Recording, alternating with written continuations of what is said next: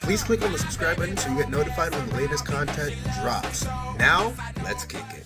And we are back, ladies and gentlemen. Now, let's talk about the WNBA and the current negotiations taking place for their new CBA.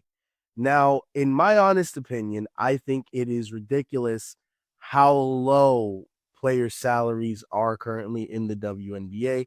But the reason why, and I could understand from the NBA, the investors in the NBA's perspective, it is because of how small the league is still currently and how much it costs to maintain the league.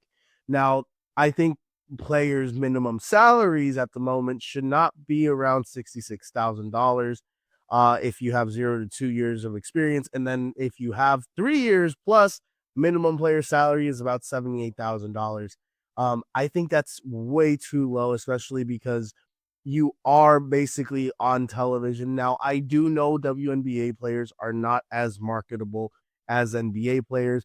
And realistically, I understand in equality terms and in fairness, the WNBA players want something closer to a 50-50 split with the NBA players. But the difference between the NBA players and the WNBA players is the NBA league has been a league that's been around, I think, since the like 50s or 60s, maybe even the 40s. I think they've been around since the 40s. There was the ABA and then NBA, and then they merged, and the league grew. And over time, the league has become what it is today. And the WNBA, I think it's still like a 20-year-old league.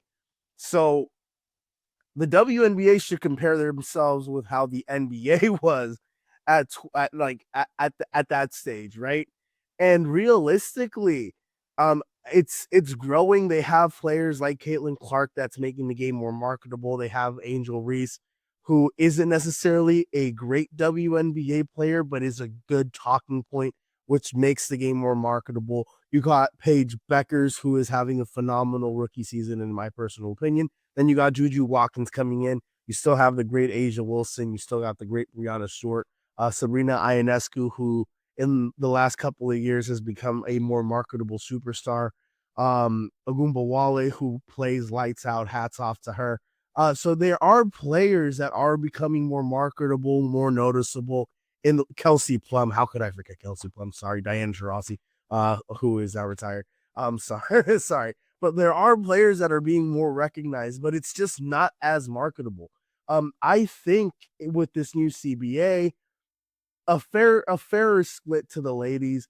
Maybe it's not 50-50 what like the NBA gets, but at least like let's say 25 to 20%, doubling what they're currently getting. So like for at least the minimum for a player that is barely coming into the league can be at least $100,000, maybe $120,000.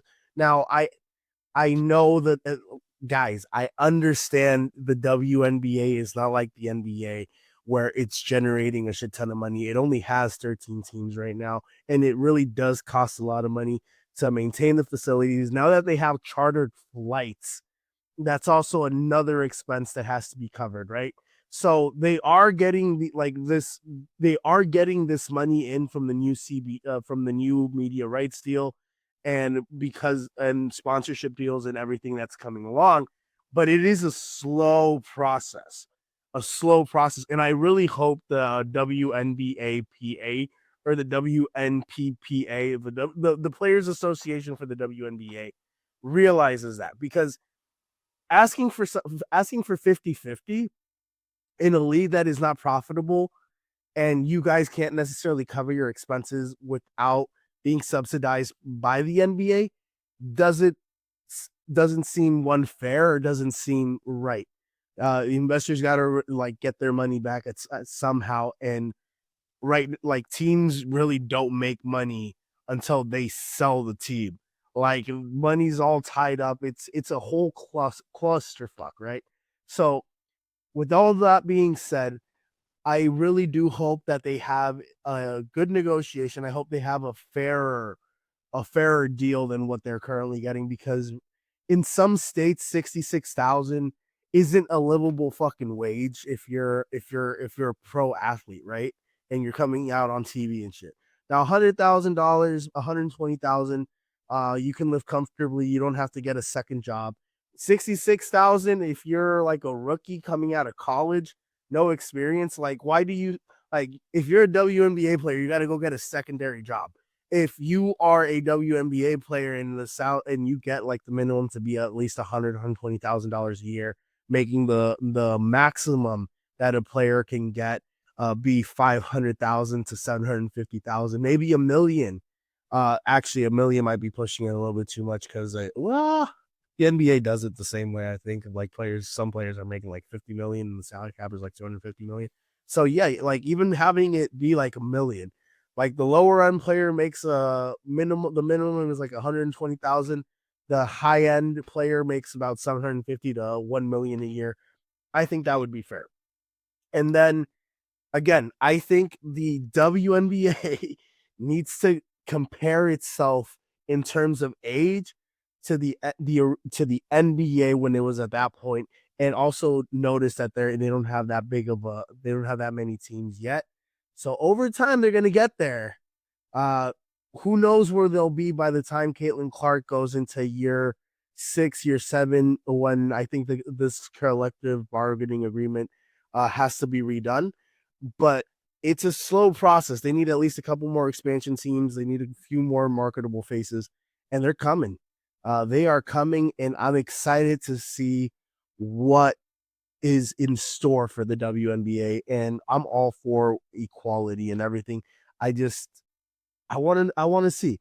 Naneka Lumake, who is the president of the WNBA Players Association, says that they're all trying to get to the same place, and it looks like it's positive talks. The WNBA Players Association opted out of the collective bargaining agreement back in October 2024. So right now, negotiations are currently underway, and we'll see.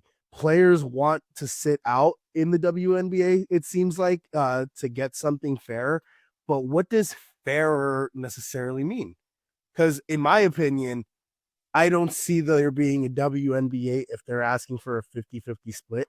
If there's a lot of costs that go into maintaining a facility, getting charter flights, doing all these things for players.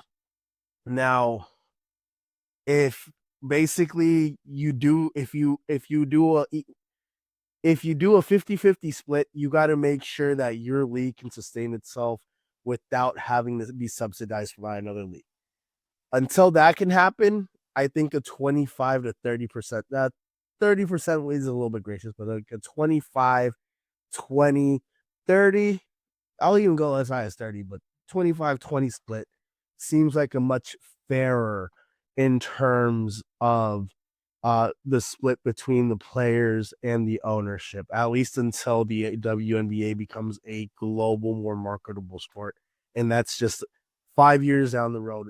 In 5 years, they'll be able to make that leap to like 30 to 35, maybe 40. We'll see. But we'll keep an eye on it. Guys, have you heard? Nelson, tell the people. Shady Mob Productions is an official affiliate of HBO Max. Click on the link in the description and sign up so you can watch hit series like Hard Knocks, Game of Thrones, and House of Dragons. Also, don't forget to hit the subscribe button so you can be notified when the latest content drops.